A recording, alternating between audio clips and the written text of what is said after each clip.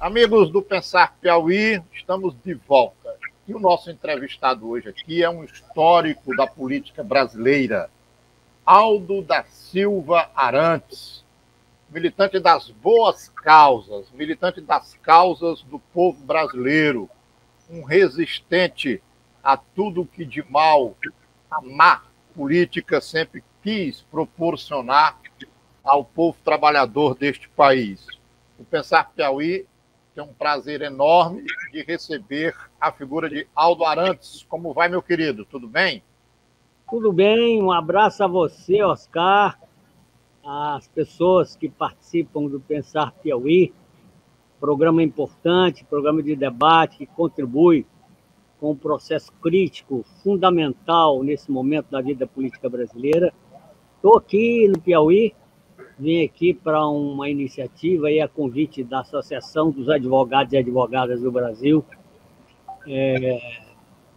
aqui coordenado pelo Elber Maciel, e com a participação do Lúcio, que é um piauiense, e estou aqui. Hoje já tive a oportunidade de almoçar aqui, uma galinha de capote, então já estou entrando no espírito do piauiense. Muito bem. Gostou do capote? É saboroso? É, uma delícia. Muito bem. Meu querido, antes de eu começar a perguntar para você, deixa eu me dirigir aqui à audiência, pedir a todos que se inscrevam no nosso canal do YouTube. Depois de se inscrever, toca lá no sininho para receber as notificações das entrevistas que o canal vem publicando. Você esteve aqui no lançamento de um livro ocorrido ontem à noite, Reconstruir a Democracia. Eu pergunto, Aldo, como é que a gente reconstrói a democracia no Brasil? Olha, na verdade é o seguinte, muita gente se pergunta quais as razões de que milhares de brasileiros que votaram no Lula passaram a votar no Bolsonaro.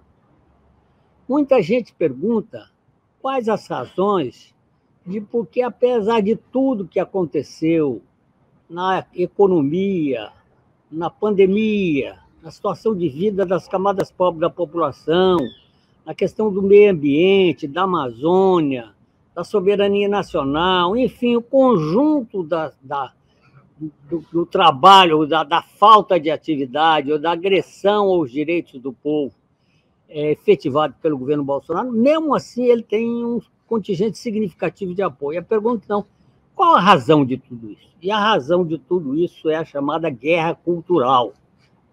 Na verdade, esse conceito, guerra cultural, que é utilizado pela extrema-direita, os setores democráticos usam um outro conceito que é luta ideológica.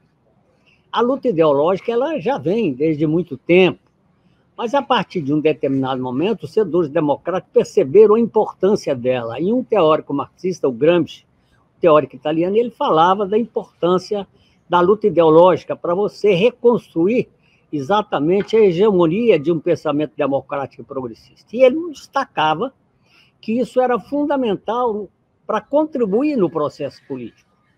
Isso que foi identificado lá para trás pelo Gramsci se tornou muito mais importante a partir da evolução dos meios de comunicação, das redes sociais, etc. Ocorre que a esquerda subestimou essa questão e a direita se apropriou com determinação. E, na medida em que a direita se apropriou com determinação, ela feriu profundamente a democracia. É por isso que uma coisa está relacionada com outra. E aí, qual foi o caminho que a extrema-direita, a direita adotou no mundo e no Brasil? Na verdade, esse método ele vem de uma experiência utilizada pelo setor empresarial para venda de produtos. Então, eles utilizavam as tecnologias mais avançadas, mas com pessoas ligadas exatamente com especialistas na área da psicologia social, da neurociência, os mecanismos para identificar as tendências e as vontades de determinados setores. E o que era interessante, ele compartimentava. Então, procurava saber quais as pessoas que gostavam de carro e que tipo de carro. E começava a fazer propaganda de carro para aquele setor. Quem gostava de moto, quem gostava de roupa, enfim, procurava compartimentar. Então, fazia uma propaganda orientada. Bom, isso se tornou um mecanismo utilizado pelo Steve Bannon, que ele era sócio de uma empresa importante, a Analytics, que tinha sede na Inglaterra e também nos Estados Unidos, e ele começou essa experiência na Inglaterra.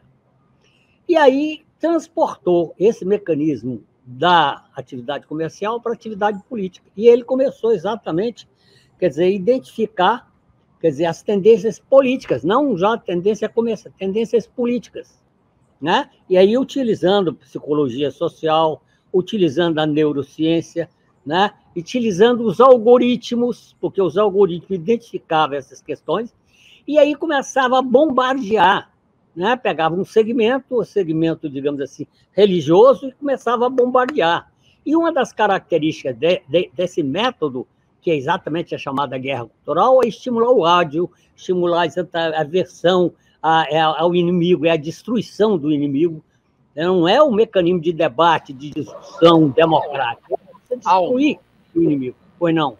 Quando você faz essa análise de que foram buscar no marketing comercial as ferramentas para usar na política, citando aí o Steve Bannon, você está propondo para a esquerda também se utilizar dessa mesma estratégia? Não, daqui a pouco eu chego o que eu estou propondo. Bom, esse mecanismo foi utilizado, é claro que esse mecanismo tinha um norte do ponto de vista de conteúdo lá, que era a questão de uma visão conservadora da religião e a utilização da religião para chegar nas pessoas. Era a utilização de um falso nacionalismo, que isso tem a ver com a política do Trump, de exatamente voltar a economia para os interesses internos dos Estados Unidos. Ele tinha muito relacionado com a questão de gênero, né? O problema do combate exatamente a gays, etc. Enfim, todo um conjunto de ideias. Essas ideias foram, digamos, trazidas para o Brasil, tanto que o Steve Bannon foi, digamos assim, a pessoa que assessorou, quer dizer, o Bolsonaro, e assessorou sobretudo os filhos do Bolsonaro. E aqui, o que o Bolsonaro, a corrente dele, utilizou? A concepção que vem lá dos integralistas, Deus, pátria e família, né? Com a concepção extremamente reacionária, conservadora, com o objetivo exatamente de conseguir uma imposição, né, das ideias reacionárias e conservadoras. E na América Latina, eles utilizaram um mecanismo específico, foi exatamente o problema da luta contra a corrupção. Que isso aí está relacionado também com outro conceito interessante, que é o conceito exatamente do golpe, chamado golpe brando. Esse golpe brando é exatamente o processo de derrubada de governos, não através dos golpes militares, mas através da luta de ideias.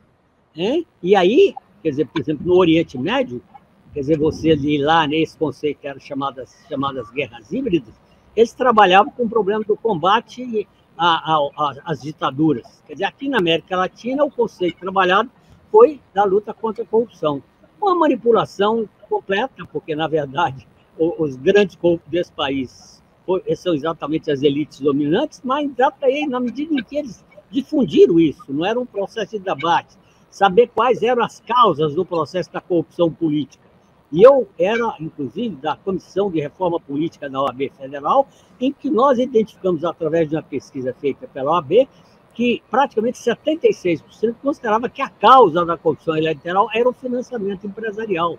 Tanto assim, quando esse problema entrava em discussão no Congresso, toda a direita votava para manter o financiamento empresarial. Os setores democráticos eram contra. Então, na verdade, essa está muito relacionada ao problema. Então,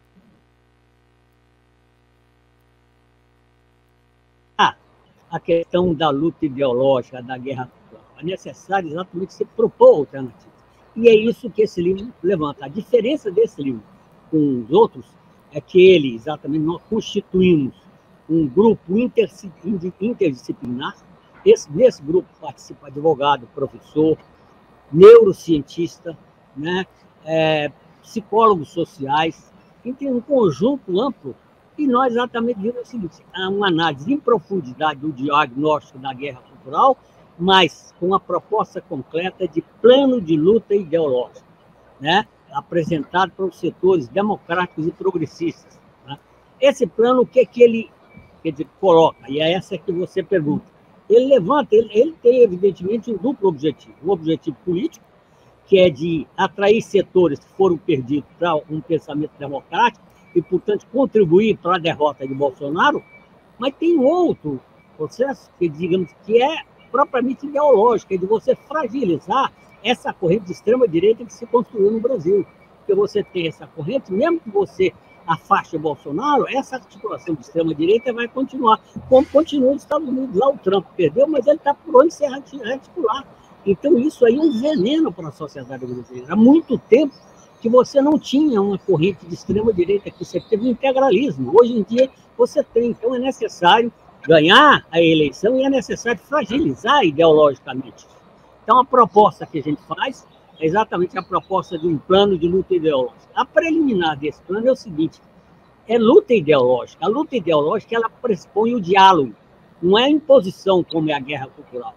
O diálogo, ele tem um outro pressuposto, o pressuposto seguinte, você tem que reconhecer as razões pelas quais a pessoa tomou aquela atitude, porque, em geral, você, digamos assim, chegar e criticar um cara que votou no Bolsonaro de maneira, assim, frontal, quer dizer, o cara simplesmente coloca na defensiva e você não avança. Então, você tem que procurar entender, quer dizer, quais as causas que levaram ele a votar no Bolsonaro, ou quais as razões que levam ele a ter posições conservadoras.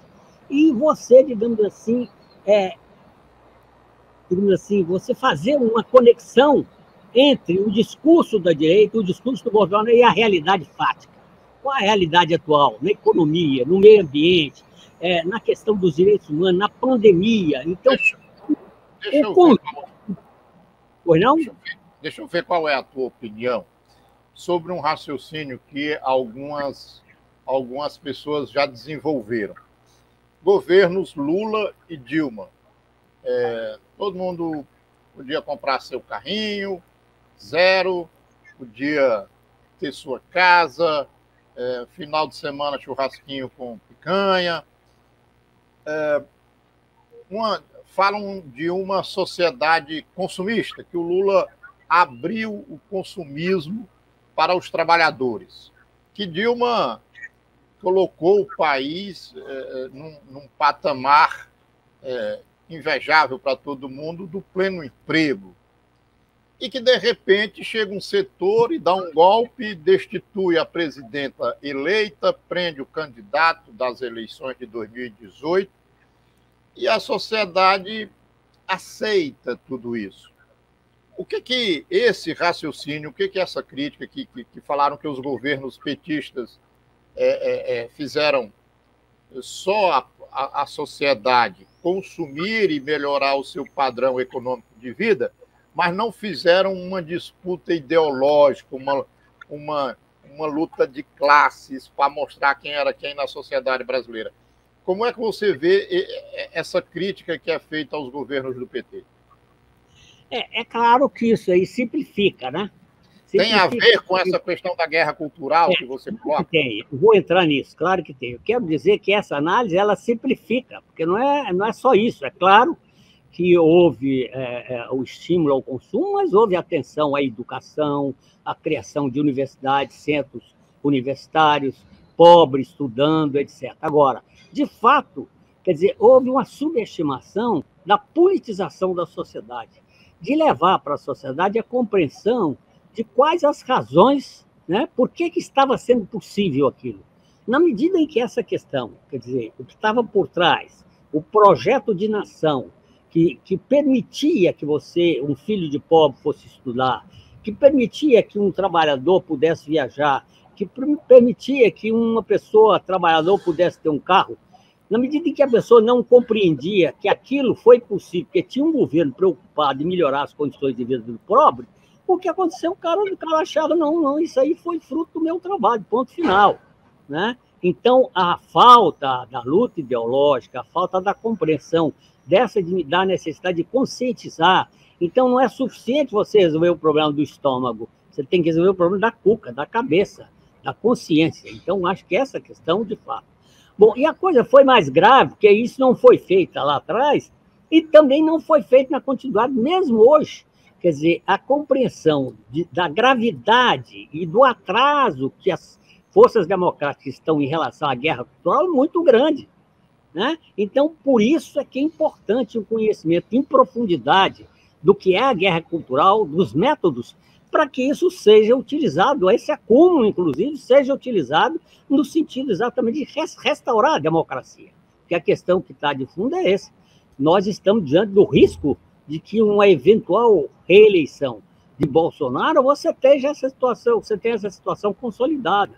Quer dizer, muita gente acha, não, mas agora está resolvido, o Lula ganha. Não é bem assim, porque o Bolsonaro, de qualquer maneira, apesar dele estar fragilizado, né? Mas o fato concreto é que tem a máquina na mão, né? O fato concreto é que, mesmo os outros candidatos que surgem aí, quer dizer, eles todos se voltam contra a esquerda e, sobretudo, contra o Lula, e essa guerra cultural, com essa dimensão da luta contra a corrupção, vai ter continuidade, mas não só isso.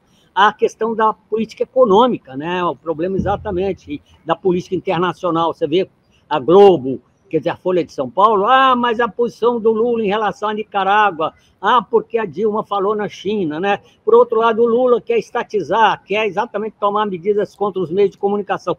Então, essa questão da luta ideológica, ela volta com força.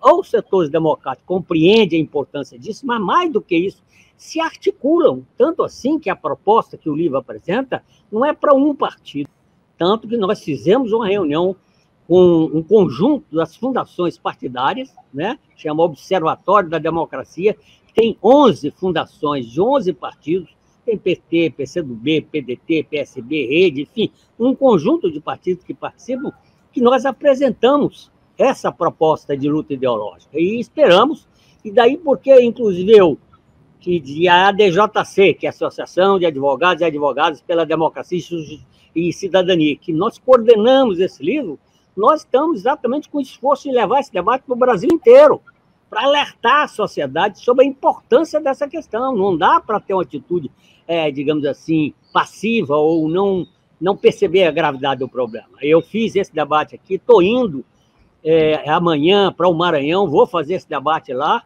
né? Vou ter a oportunidade, inclusive, de ir lá ter contato com a presidente da UNE, que está lá, que me convidou para um debate, uma outra questão sobre a Amazônia. Vou discutir a importância da juventude agarrar com firmeza esse debate sobre a necessidade de discutir, conhecer e tomar medidas em relação à questão da luta ideológica.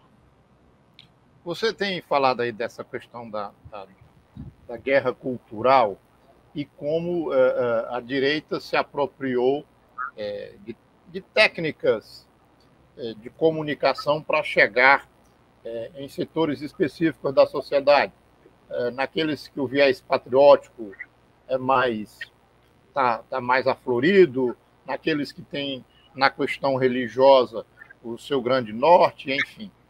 Mas, junto com tudo isso, a direita trabalhou com uma situação que eu diria muito complicada para a esquerda lançar mão. Eu particularmente, nem gostaria que a esquerda lançasse mão. Junto com tudo isso, a direita trabalhou muito a fake news, a mentira.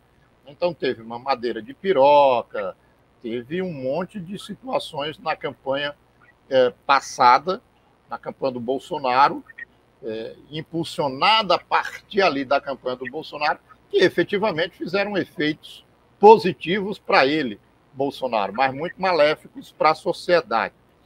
Como é que você vê essa situação dentro dessa análise da guerra cultural, das fake news, das mentiras propagadas aí pela direita?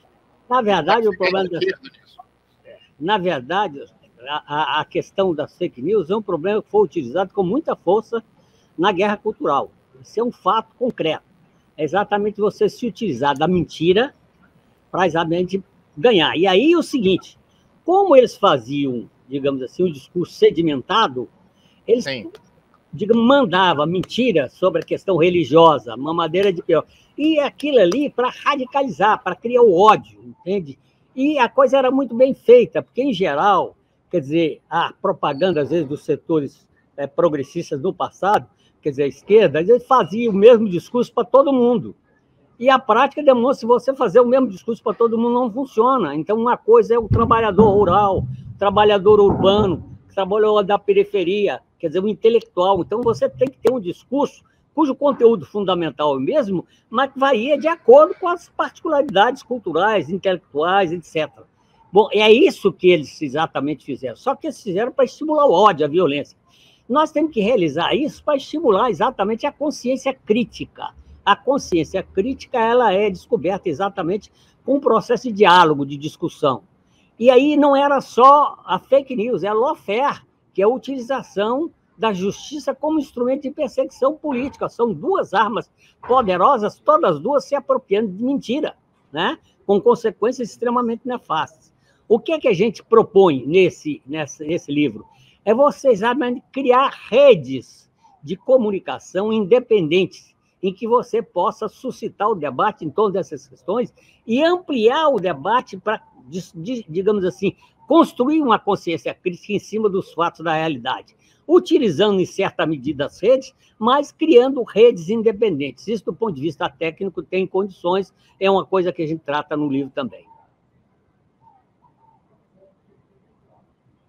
Uma das questões importantes que, nesse estudo, a gente vê o seguinte, quer dizer, uma das razões fundamentais para a fake news a fake news existir, e para ela funcionar, é a pessoa não ter consciência de que é fake news.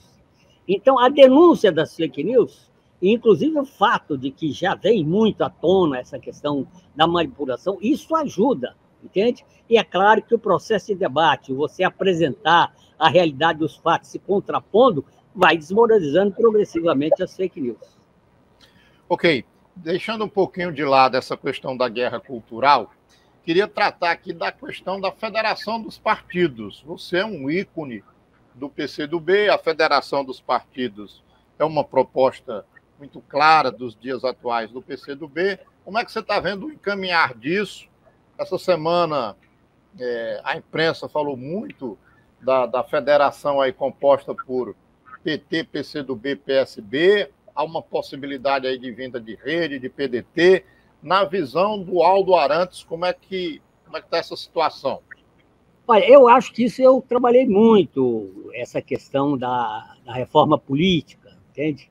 E eu acho que essa questão da federação é um salto de qualidade, porque, na realidade, houve assim, uma campanha muito forte contra os partidos menores, contra os partidos que têm identidade política e ideológica, alegando exatamente que havia um grande número de partidos, etc. E, com isso, então, se estabeleceu a proibição da coligação proporcional e a cláusula de barreira, uma série de mecanismos que criaram uma camisa de força. Esse era um problema grave, porque vários partidos que têm história, o PCdoB, mas não só o PCdoB, a Rede, o PSOL, quer dizer, praticamente não teriam condições de existir para disputa institucional.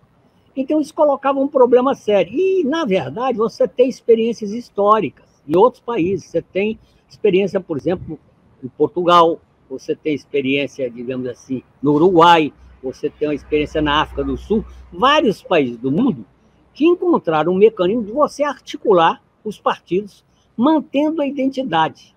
É claro que a aprovação da Federação de Partidos foi muito difícil. Eu, inclusive, que tenho experiência parlamentar, fui deputado federal durante 4 mandatos, eu achava que era muito difícil. Mas houve, digamos, uma atitude muito firme, muito enérgica da bancada do PCdoB, com muita capacidade política, e também a capacidade do PCdoB de fazer política ampla, de não ser sectário, numa hora dessa, quer dizer, terminou encontrando eco.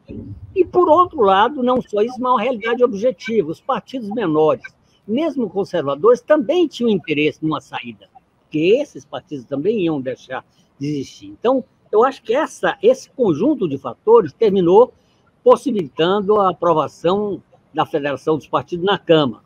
Foi uma batalha. Depois teve uma outra batalha no Senado.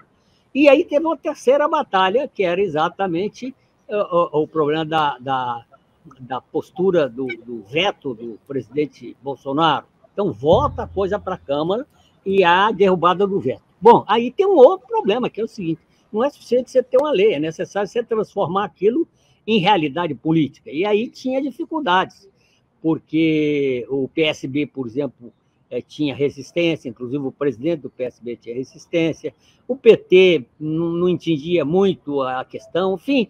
Então, houve aí também um esforço grande de reflexão e tal, e a coisa tudo indica que está caminhando para isso que você disse, que a imprensa já começa a revelar, que é exatamente a possibilidade concreta de uma federação partidária do PT, do PSB e do PCdoB, com a possibilidade de incorporar a rede, né? Parece que, da informação que eu tenho, parece que o PSOL não se disporia, né? Enfim, esses três parece que há uma certa garantia, e eu acho que há a possibilidade, é claro, de atrair outros partidos também. Isso eu acho que vai ser importante, não é importante só do ponto de vista eleitoral a curto prazo, é que ao você trabalhar também um conjunto de partidos, você obriga que a plataforma desse conjunto de partidos ele espelhe, digamos assim, com maior profundidade as aspirações de amplas parcelas da sociedade. Porque, às vezes, um partido, quando ele é hegemônico, ele vem com as ideias dele e tal, e aí fica mais... Essa federação, ela necessariamente vai ter que ter uma plataforma, essa plataforma vai ter que ser discutida entre os diversos partidos, e isso aí eu acho que alarga o processo democrático e alarga, na minha opinião, as condições da gente avançar bastante na reconstrução do Brasil. Você falou em plataformas políticas, e no passado a questão do meio ambiente ela não era assim uma pauta de primeiro momento da política. Mas de uns anos para cá ela vem ganhando força. O governo Bolsonaro é um governo da destruição do meio ambiente. Enquanto o mundo está preocupado com essas questões, o governo Bolsonaro desidrata instituições que cuidam do meio ambiente, estimula predadores, como garimpeiros e madeireiros, enfim. Como é que é isso? Você foi secretário do Meio Ambiente em Goiás. Como é que você acha que a esquerda deve se envolver com a pauta do meio ambiente e dizer o que em 2022 para os eleitores do Brasil? Olha, eu acho que essa questão ambiental, na minha opinião, ela tem sido, digamos assim, subestimada pela esquerda. No conjunto da esquerda, inclusive pelo meu partido. Mas acho que aos poucos, quer dizer, a sociedade e a esquerda vai percebendo a importância dessa questão. Tem uma questão chave aí, que é essa questão das mudanças climáticas, porque há setores que questionam as mudanças climáticas, né? Então, na minha opinião, um problema chave. Existem as mudanças climáticas. O problema que se coloca é que os partidos, os países ricos, querem, digamos, colocar a conta da mudança climática no mesmo patamar entre país pobre, país rico, país desenvolvido e em desenvolvimento. E isso não é possível. Não é possível, quer dizer, um país que foi responsável durante 200 anos, desde o processo da Revolução Industrial, ter a mesma responsabilidade de um outro que começa o processo de desenvolvimento recentemente. Por outro lado, na questão ambiental, há um conflito entre desenvolvimento e meio ambiente. Quer dizer, você tem correntes que são radicais ambientalistas, não querem saber de desenvolvimento, o que não é possível, você não tem como resolver o problema da fome se você não desenvolver, mas você tem setores, produtores, sobretudo agronegócio, que não quer saber de meio ambiente, se bem que tem setores do agronegócio que tem sensibilidade. Então, você combinar esses vários componentes, eu participei de várias conferências internacionais do meio ambiente, e se consolidou a partir da Rio, a primeira conferência internacional feita no Brasil, né? A ideia de três pilares, quer dizer, o desenvolvimento econômico, social e ambiental. Então, é a combinação desses três fatores que permite o chamado desenvolvimento sustentável. Então, essa é a questão importante. Outra questão relevante, quer dizer, no tratamento da questão do meio ambiente, é o problema exatamente da Amazônia, né?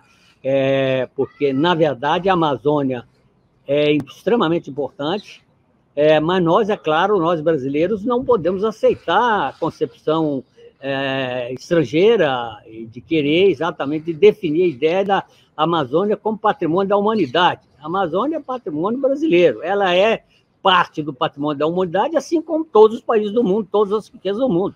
não é só a Amazônia. Agora, nós estamos, por um lado, ao defender a soberania da Amazônia, nós não podemos, digamos, compactuar com a política de destruição da Amazônia que vem sendo praticada pelo Bolsonaro, que o Bolsonaro, ao fragilizar, ao destruir os mecanismos de defesa do meio ambiente, porque ele é radicalmente contra a questão ambiental, está impactando exatamente, estimulando exatamente que madeireiro, que exatamente pecuarista botem fogo na mata amazônica. Isso é inaceitável. E nós temos outras dimensões, não só o problema da mata, como você tem o problema da água, como você tem o problema do meio ambiente urbano, enfim, é um complexo de questões que nós temos que compreender que essa questão ambiental é um componente do processo de avanço civilizacional. Quer dizer, durante algum tempo, você tinha uma compreensão do desenvolvimento ponto final, o desenvolvimento criação de riquezas.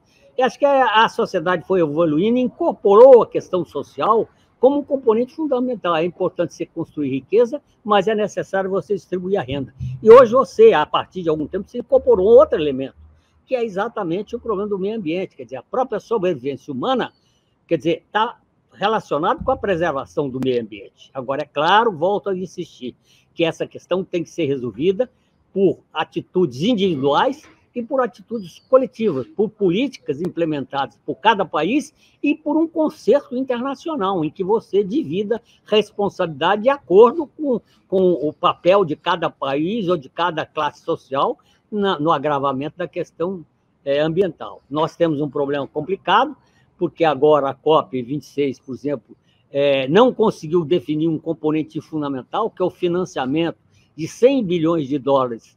Entende? Não conseguiu, como não conseguiu em Paris. Eu tive, inclusive, na Conferência de Paris. Desde lá, foi estabelecido lá e até agora isso não teve consequência prática. Né? Há também medidas em relação a você suprimir até 2050, 2060, a emissão de gases poluentes com a utilização do carvão. Tem o problema do metano. No caso do Brasil, é um componente fundamental, porque o metano vem exatamente das vacas, etc., do esterco. Enfim, é um conjunto de questões que, respondendo, então, eu acho que é fundamental que a esquerda se aproprie disso, dentro da ideia do conceito de desenvolvimento sustentável, trabalhe a ideia do conceito de desenvolvimento sustentável também para a Amazônia, né? E aí isso passa a ser uma peça fundamental de um novo projeto nacional de desenvolvimento da nação brasileira que incorpore esses diversos fatores. Para a gente finalizar aqui nossa conversa, queria uma opinião sua sobre o processo eleitoral de 2022. A gente tem aí, embora Lula, inclusive hoje, não assuma a candidatura, mais um candidato, muito bem colocado nas pesquisas, todas as pesquisas dando Lula na dianteira do processo, e temos a famosa pedida da terceira via. Parece que agora, com o Sérgio Moro entrando,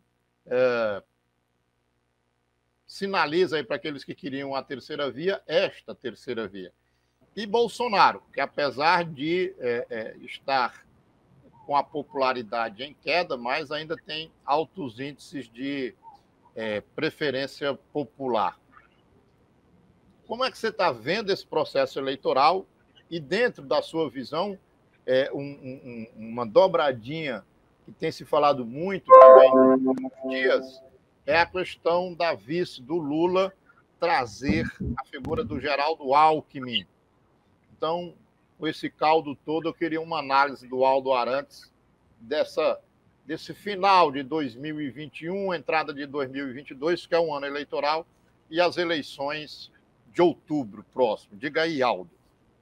Eu acho, em primeiro lugar, o seguinte: nós não devemos subestimar a força do Bolsonaro. Tudo isso que nós falamos tem razão de ser, há um processo de fragilização, mas ele tem a máquina na mão.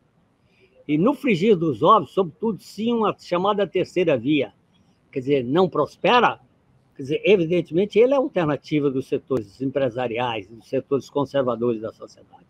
E o mais importante, ele tem a máquina na mão.